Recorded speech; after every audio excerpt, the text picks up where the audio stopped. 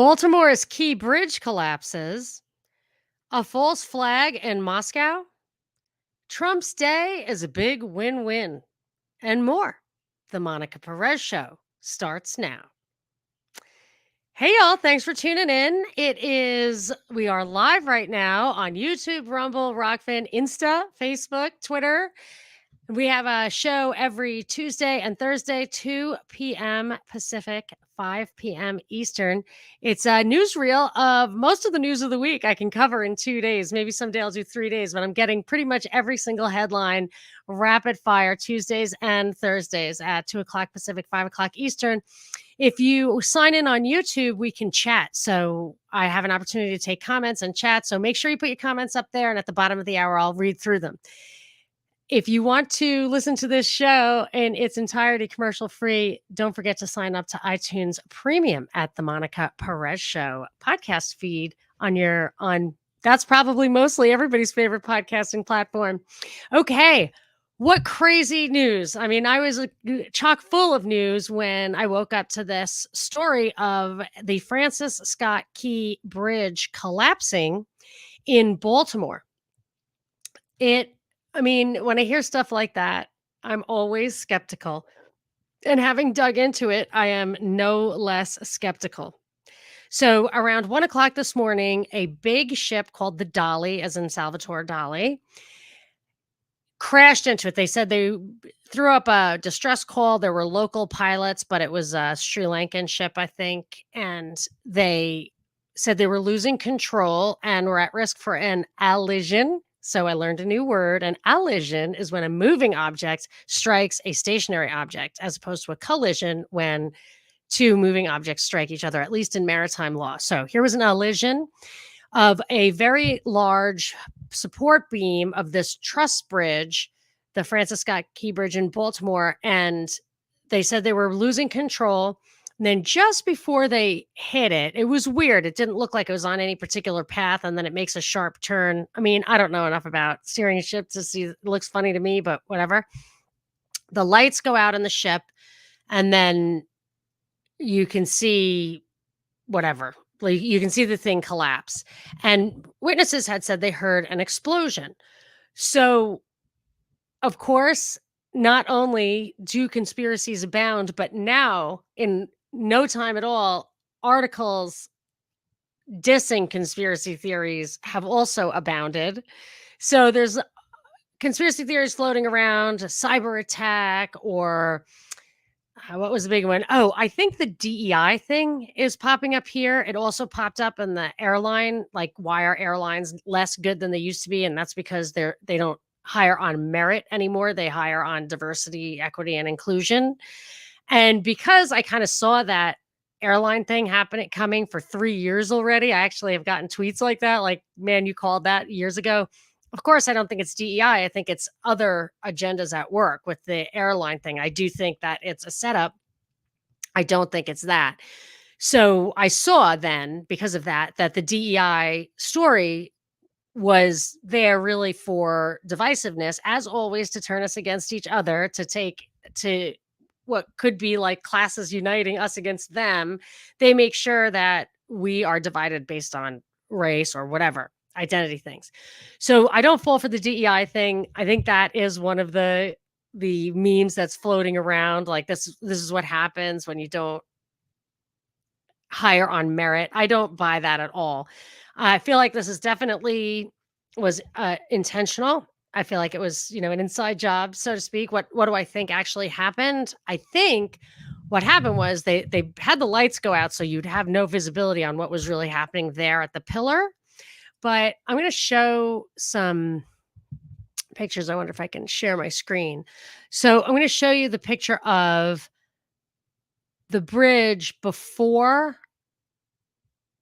So this is the bridge. Sorry, if you're listening on the podcast, I'm going to tell you exactly what we're seeing. This is just a picture of the bridge before, and the pillar that is taken out is one of the central ones underneath the trusses. And it's like two upside down V's with a bar across on top, kind of like a sawhorse, and then pillars underneath it. and you can see them. That's a lot to take out. So this ship must have just taken them all out, which means it was traveling at 9 miles an hour, and I don't understand the way the weights work. It's like hundreds of thousands of pounds, but I mean, 9 miles an hour, I basically would think it wouldn't even been slowed down by the first one in order to really take out the second one. But if you see the other one, I'm gonna show you a picture of the way it looks now with, like, the ship in front of it. And that is here. Okay. So for listeners, I'm going to describe it. So now you see a picture of the ship, which is a big cargo ship, and the truss is broken on top of it, like just cracked in half. And you see it nosed up against a pillar that's sticking up out of the water. So it looks like a stump. And it was a pillar upon which one of those, like the thing that looked like a sawhorse was obviously sitting on.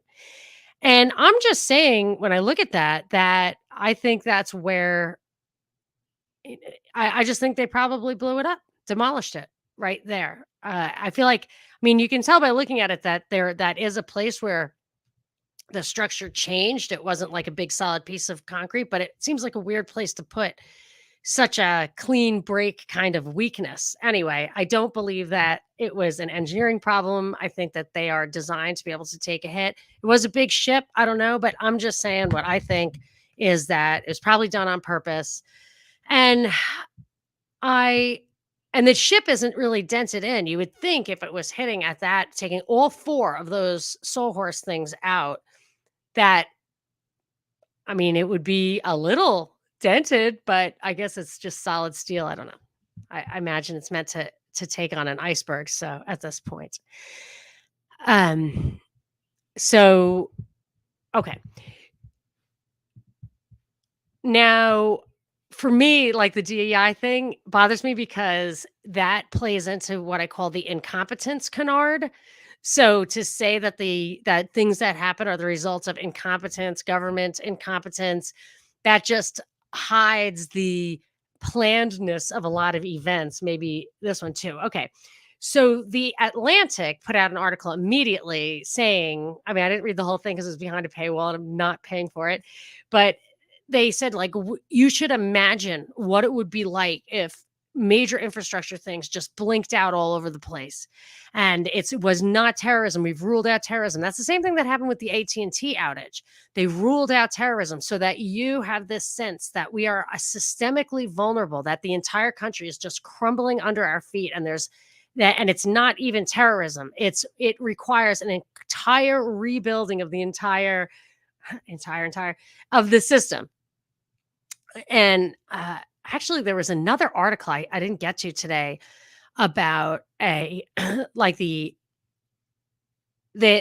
was talking about a phenomenon called conservatives, KAHN.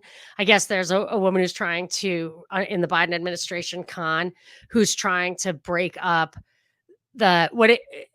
See, she's saying conservatives like it because they want to break up this corporate power. And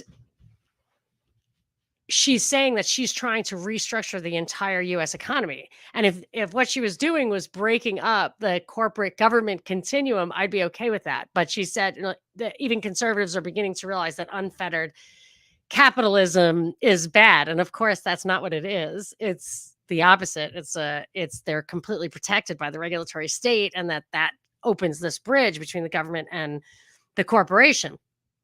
But it looks like, I mean, I look from that point of view, the economic point of view, infrastructure, they're really trying to, as Obama said, fundamentally transform the United States. And that looks like exactly what they are trying to do. So the governor of Baltimore, Maryland, the government of Maryland said that the bridge was up to code. And that plays into the Atlantic article, which was saying that ships are way bigger and harder to manage than they were before. So even if bridges are up to code, they're not going to be able to handle the new world. And I was actually, I assume that I imagine that the agenda here is they wanted to replace that bridge, and it's been around since the 70s. So I guess that makes it like 50 years old. It probably has some historical status. It would probably meet with some resistance if they just try to redo it. And they must want to redo it for some reason, whether they're looking for infrastructure projects or somebody bribes somebody who wants bigger ships to go through there. I don't know, but I assume that the main reason is to replace that bridge. So, okay, there are already, so in these articles about conspiracy theorizing, they're talking about how the new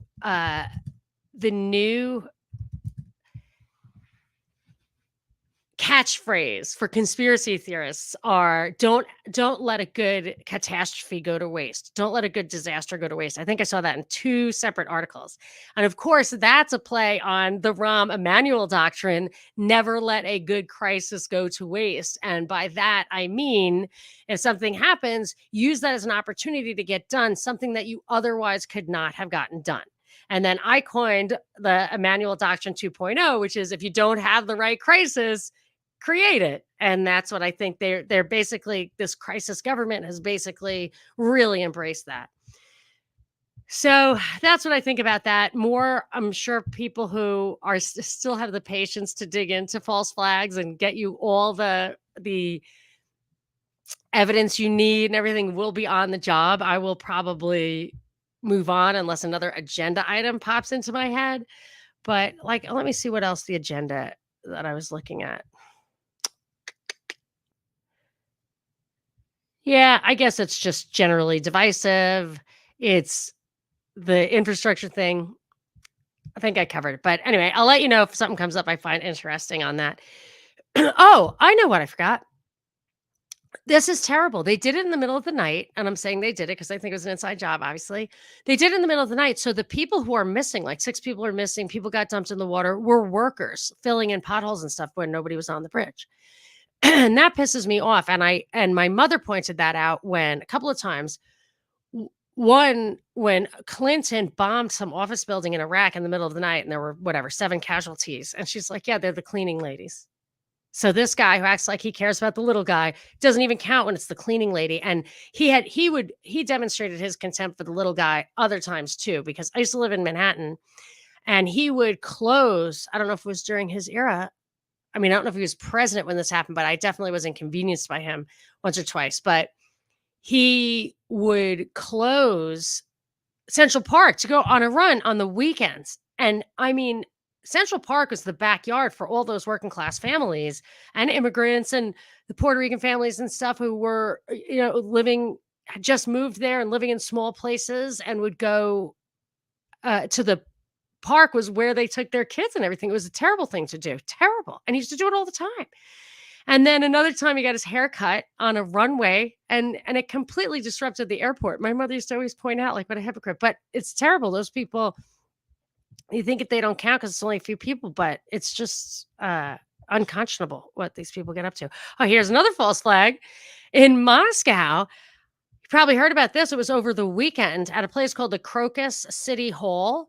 There was a sold out show of a picnic, I think the name of the band was, and 4 guys shot it up, slit people's throats, threw incendiary devices. I think the body count is at 144 right now, and the building collapsed and all of that. Apparently, the U.S. had sent a friendly warning before the event, telling Putin, "So you better watch it. Something's coming." Because we have a duty to warn them when something's coming. And he found that he said, this week, Russian state news agency TASS said Putin described U.S. warnings about a possible terrorist attack as provocative statements that resemble outright blackmail and an intention to intimidate and destabilize our society. He called on the Federal Security Service and other law enforcement bodies to step up efforts at preventing terrorist attacks. So it happened. It did happen. And the Washington Post, the Wall Street Journal, and I think maybe even the Washington Times, but definitely the Post and the Journal had very similar headlines, which said that this tarnishes Putin's strongman image and it makes him look weak. So my first thought was, okay, this is a false flag that we did. If we did it to make him look weak, I mean, that's very naive because, of course, what it makes him look is that they are being persecuted.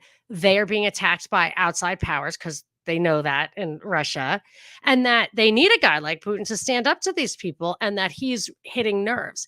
And if the U.S. or the West or Ukraine, actually the FSB, the Russians said it was UK, U.S. and Ukraine intelligence who did it. So they're saying that. So if they were doing it, if they were doing it to make Putin look bad or hurt him, maybe they should have done it before his recent election. This wasn't even 1 week after his election. But of course, in my opinion, I think there's a good chance that it would have had his popularity on election day surge, and it would have even been more overwhelming a landslide than it was already. So that, even though that's what our newspaper is telling us that this is about, it can't be the reason for the false flag. I don't believe that. So we're saying that it was ISIS, and Russia's saying, how the hell would you know? What do you know about our situation here? You're half a world away. And the argument is that ISIS has beef with Russia because of what they did in Afghanistan in the 80s. Really? Before these people were born. And that's a complicated story. They had beef because of what happened in Chechnya probably 20 years ago, which I don't know a lot about that, so I can't comment, and what he's doing to support Assad right now. Seems like kind of weak, but another article in the journal said, hey, Americans, don't let your guard down. ISIS is pissed off. It's not just Russia. When they look at the Western world, they see us all as one. They don't see the rift between Russia and China and us and Europe as something they care about. It's like a three-sided thing, which is almost impossible.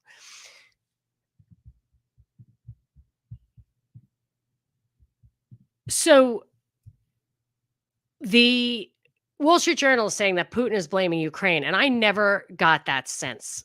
Even when I read this article right away, this was in a mainstream U.S. article. Putin has promised to use the full force of the law to suppress the incursions and punish those involved.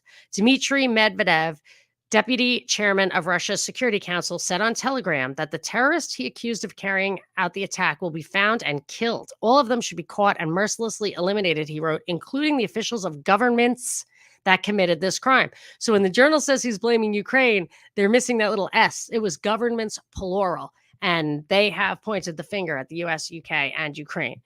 So they arrested 4 Tajik guys from Tajikistan. And these guys, they beat them to a bloody pulp. At one point there's video of this, which I did not watch.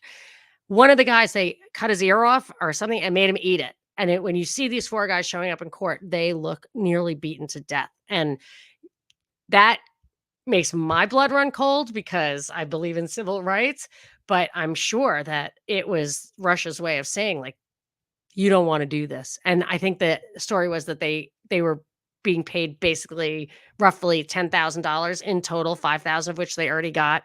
They were apprehended near the Belarus border, but they were supposedly headed for a break in the border with Ukraine, where they were expected to be welcomed as heroes. Anyway, needless to say, they confessed. I mean, it's hard to take that seriously, but I'm sure that the Russians were trying to send a message, and they said it wasn't religious at all. These guys were just being paid to do it, and that was that. But there was a crazy article. Oh, they said this is from Pravda. So I was looking for Pravda and I came upon Pravda.com, which is totally not Pravda. Pravda.ru is Pravda. And there's an English version of that if you're interested. So Pravda said, the real Pravda said, there are a number of arguments that cast doubt on Islamists' involvement in the Crocus tragedy. A, the terrorist attack occurred during Ramadan, when such actions are unacceptable. Secondly, the terrorists were not religious and did not have any religious literature in their possession. Their motivation was just to receive monetary reward. And the attack was a concert center owned by a Muslim of Azerbaijani origin. That's interesting.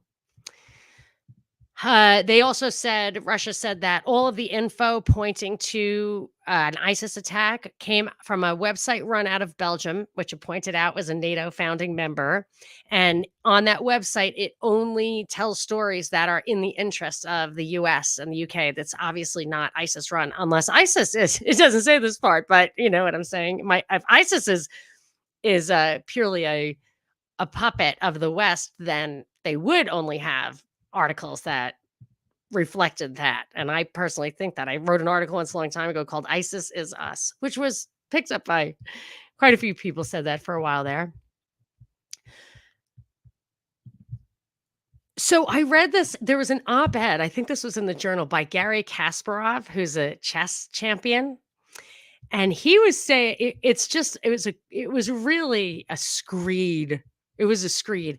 I wanted to read you all of it, but who has time? I'll try to explain it. I'll try to distill it. So he is saying it took them an hour to respond to this terrorist attack. Putin has a great security service. This makes no sense. I smell a rat.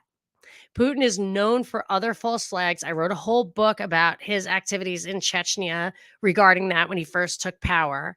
And he doesn't, well, what he says is Putin is suspect number one in this crime because he knows that he will generate support for the Ukraine war if he can convince his people that Ukraine is attacking. So my opinion is we did the false flag to make it look like a Russian false flag. So I think that's like I've coined trialectic. I'm going to count that as a trialectic. Yeah, this is what he said. Mr. Putin believes he needs perpetual war to hold on to power. He's creating the conditions to radicalize the Russian population further and to fulfill his new mobilization orders. He is trying to create distractions from his crimes, and this attack will draw global attention away from his war on Ukraine.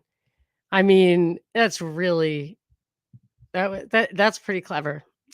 Pretty clever. Anyway, he is insisting that Biden step up our support to Ukraine. Literally, he says in support of democracy, which is hilarious because we took out the democratically elected president of Ukraine and installed this puppet government, which is clearly a puppet.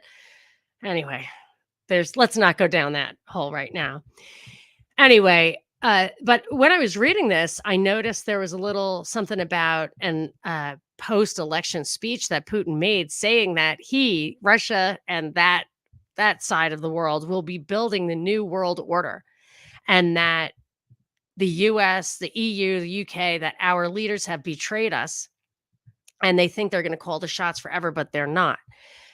Here's a quote from that speech. Such a divorce from reality about the EU and its leaders, from the demands of society, will inevitably lead to a surge of populism and the growth of radical movements, to serious social and economic changes, to degradation, and in the near future, to a change of elites. So, and then he urges the rich people to reinvest in Russia, kind of like autarky. Said it's safer here. They seize your assets. You might as well double down here in Russia, and it's awesome anyway.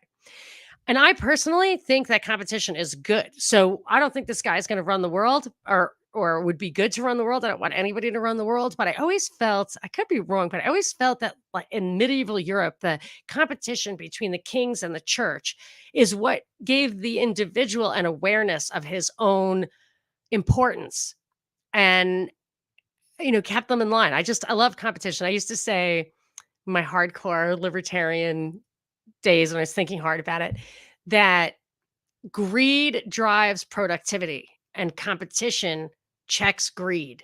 And I think you could apply that kind of more universally. All right, let's hit this last one about Trump. Okay. 2 news articles today. Good news for Trump. So he had a $355 million judgment, which is ticking up interest by the day. So it's up to like $450 million. The judge, I think he's has to pay within 10 days. And the judge lowered an initial payment to 175 million. So rather than starting to seize and liquidate his assets, they're going to bring it down a notch for that. But the legal fees of that and his 3 other cases are ramping up. He starts the Stormy Daniels thing, so stupid, April 15th. So he's going to have a lot of cases. He's going to have a lot of pressure, a lot of stress, a lot of financial demands. All of this, I think, is going to play into, if he loses in November, legitimacy questions. Because he's under unfair duress, he's being politically persecuted. That's certainly, this is a political game. I don't think he's being persecuted. I think he is, but I think it's part of the game. It's working for him popularity wise, and this is where that comes in. So his Truth Social didn't just go IPO. It has to be something screwy, It went in through one of these special purpose vehicles, a SPAC called the Digital World Acquisition Group. So there was this thing. It's like a shell company that's already on the market. It raises money and it doesn't know what it's going to invest in. You just have to trust the guys who are doing it. Now, there's been some regulatory scrutiny on this because some people say that they did know exactly what they were doing when they raised money for this empty thing, but they seem to have pushed through that. And Truth Social then merged with this public entity. Now it's going to have the ticker DJT, Donald J. Trump. And that entity now is the Truth Social app, like the Truth Social media app, which is struggling. It is struggling. And this whole thing, the numbers here make absolutely no sense. But that supposedly it's being pushed up. The value of the company, the value of the stock price is being pushed up as a show of support for Trump in his persecution and in people's hope that he's going to be president. This is screwy as heck. If I'm reading these numbers right, and I think I am, in this one article, which I'll put in the show notes on monicaperezshow.com, in this one article, it says Truth Social made $3 million in revenue in the first 9 months of last year. So that would be like a run rate of 4 million annually, and has 5 million users. Compare that with Reddit that went IPO recently. It has 73 million users and over $800 million of revenue. And they're right now, or as of my writing today, they were valued at basically the same, like between $9 and $10 billion. And this, the way, as far as I recall, and I don't think it's changed, and I think that's true for Reddit, you look at a multiple of revenue. When you're dealing with a startup or a tech company that is so new that you can't look at how much money it's making. They make losses because they're building. They take all the money and they build it up. You don't look at that, but you look at revenue to get an idea, and growth. So you get an idea of how big it is and how big it's going to be. Then you take the revenue and you put a multiple on it. So with Reddit, I think the multiple was 12 times revenue, which is super rich. And I think they compared it with Snap or whatever, which has a lower revenue. But that would be a reflection of the growth potential. This is struggling. And it has whatever, I can't even do the math that quick, like a 20th, a 200th of the revenue, 4 million versus 800 million revenue. And it's valued at the same. I mean, there is something up right there. But it's basically people making campaign contributions as far as I can tell. And the big thing is, if he needs money, the board can get him out of his lockup, which is he cannot sell for 6 months. And they do that because they want you to have skin in the game. If there was funny business or no due diligence, and in this case, there was no IPO, then the initial price might not be a true reflection of the value of the company, and then they don't want a seller to go in, pump it up, and get out the day after the IPO. And that's actually terrible for the price. Like, that in itself will make the price go down, even if there was no funny business. So they make you hold it for a while. And for him, it's 6 months. But the board can relieve him from that obligation, which even in the articles I've read point out that the stock would tank If he started selling into the market, it would have several problems. It would put a bunch of shares in the market, so they would get cheaper, too much supply. It would take him out of it, and when the founder or the big uh, shareholder is out of it, like, that causes concern, like, that he's selling, and it wouldn't, depending on how much he sold, it wouldn't be the vehicle to support him personally anymore. So there's a lot of problems with him selling, but I cannot help but think that this thing is there to get him that payday that I always thought he was gonna get. I always thought he was gonna get the big payday. Anyway, he owns 58% of it, so this is just billions of dollars from right now, and I think he wasn't. There's an old book called Trump Nation, read it, and it talks about how he does exaggerate his wealth, which is what that bond thing, that $400 million he owes is about, but there were no damages. He nobody suffered. The banks did not he did not renege on the loans. I don't think he reneged on those loans, and there were no damages for him overstating his wealth. So this is a completely bogus case in my opinion. All right.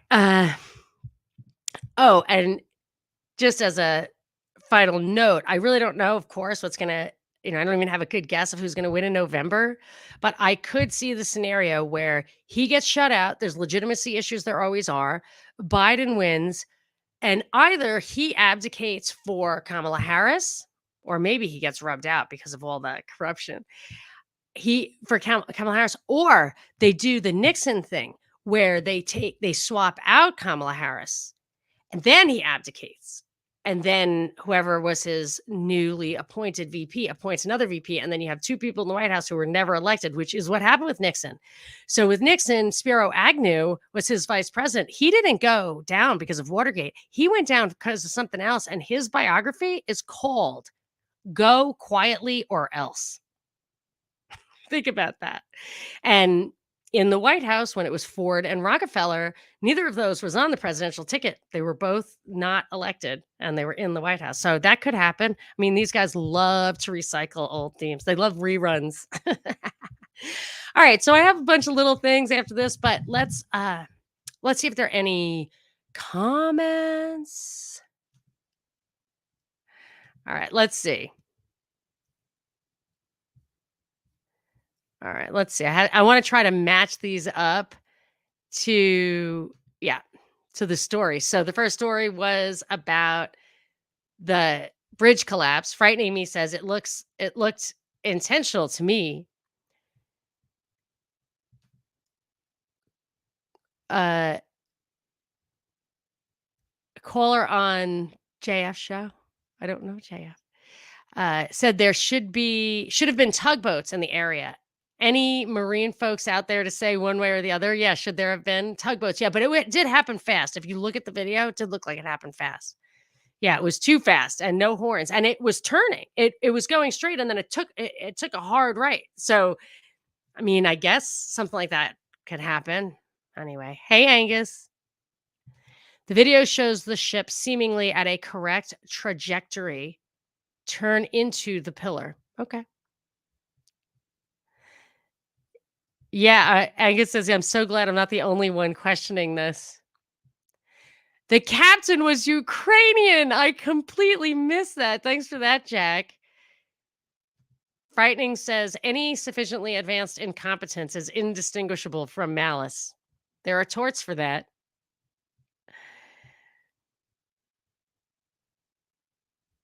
It is a terrorist attack, only they're from DC. Bella says, my brother said it was an insurance scam. Actually, they do say that about the Twin Towers, among many other reasons to do it. There was definitely an insurance element there. That would be interesting. And I was trying to look to see if it had some historical status that would have made it hard to take down, not just unpopular, like the Twin Towers had the asbestos. You could not take it down, even if you wanted to. So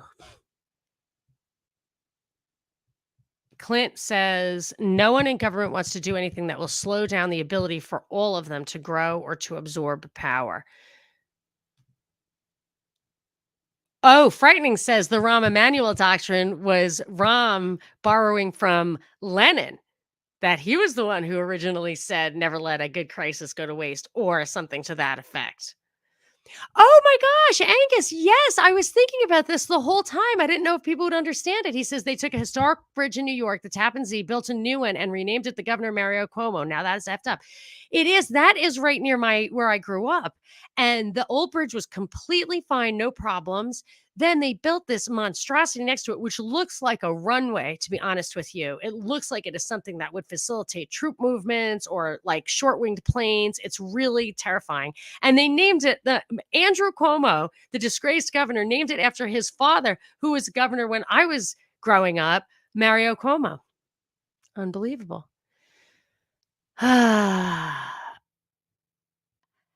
Yeah, Clint says Putin looks like a man compared to any American politician, and he's no more murderous. Well, I mean, it's hilarious that we act like we are never to be questioned about false flags, but other people absolutely do it every day of the week. And who was the big general who said the difference is between what we do and what they do is that we do it for the right reasons? I believe that was an opening quote in that book, Surveillance Valley, which I can't reach. You're better off. I used to stall to try to find my books.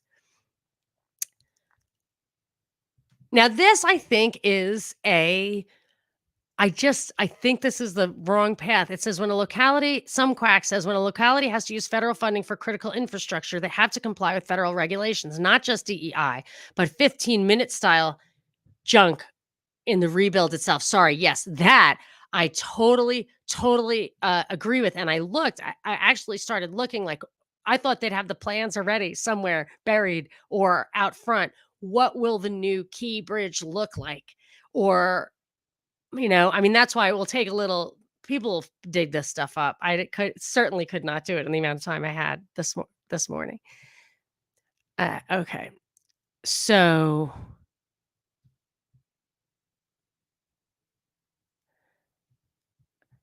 Stella says, with no competition, there is monopoly.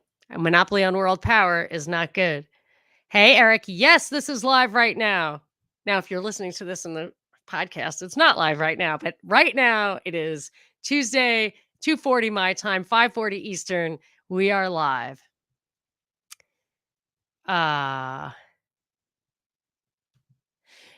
Doesn't using a SPAC remove that 6-month limitation? No, it is in their documentation. And they may remove it. I personally smell a rat with the way this thing went down, but Eric says social media is just another government approved medication that makes people suicidal and sad. It's terrible. It's terrible. It's so much worse than I ever thought. Like not just social media, but the internet and the filthy stuff and the satanic stuff. It's so upsetting. DeSantis he's taking credit for passing a law, maybe just signed a law, I think banning social media under 14 and needing parental permission between 14 and 16. We're not sure, like the newspaper, whatever, wasn't sure it would stand up to scrutiny. But I'll tell you, this is the kind of stuff that drives libertarians to be like, okay, go ahead, ban it. But it's not necessary. All that's necessary is that the filters are allowed to operate. And I don't know if Google's still doing this, but in the day, YouTube did not allow third-party filters to interact with YouTube. Then they could do it themselves. They could totally do it themselves. Stella asks if it was the Frank Church inquiry that took Nixon out. I don't remember. I just know it was the whole Watergate scandal and his denying that he knew about it after the fact. So he was set up, I think, by Dean, and he did not know about it. And it wasn't about the election. It was about some weird prostitute thing with the DNC. I have this book called Silent Coup. And it really is very well researched and documented. And it was a strange situation. But Nixon was not in on it. And there would have been no reason for it. He was winning by landslide. And even after the Watergate scandal broke, he still won by a landslide. So the fact that other powers, the media, Congress, whatever, pushed him out, that the voters kept the voters voted for him in a landslide. So that seems like an injustice, but he was the worst, right? He did the gold window, he did China, so I'm not defending him on that, but I am defending him on this. And yeah, all he did was never explain what he later found out. I did see that the ship seemed to have lost power. Oh, same thing when FDR died, they picked Truman instead of the VP because they gave him a new VP in his last election. Interesting. I forget who his VP was before that. Funny. Stella, give me the answer. Or Flays and yawn. I can't. Flays and yawn. I don't get it.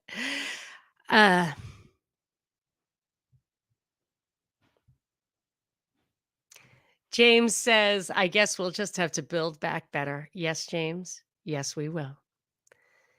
Yeah, Truman was VP for a short time, but who was before that? Who'd they take out for Truman?